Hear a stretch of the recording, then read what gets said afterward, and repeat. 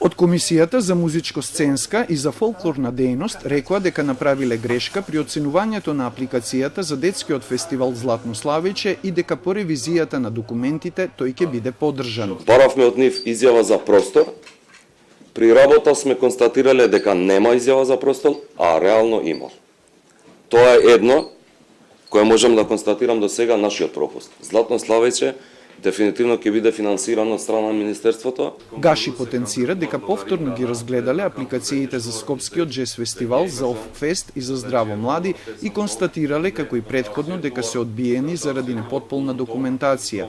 Ки ги почекаат да достават документи ако така одлучи министерот Адеми, дополни Гаши. А за незадоволните 10 театри и центри за култура, кои очекуваат средба со премиерот Заев, од Комисијата за драмска дејност рекоа дека се отворени да најдат заеднички решенија. Може и преку годината да има надополнување на средствата, а може и со приговори и со жалби. Значи, ние сме отворени, може да седнеме, да разговараме и со нив. Членовите на трите комисии остануваат на претходните одлуки за одбиените и за проектите кои поминале на конкурсите и потенцираат дека нема да поддржат нови апликанти. Од комисиите рекоа и дека работеле честно и по закон, иако деновиве се мета на напад.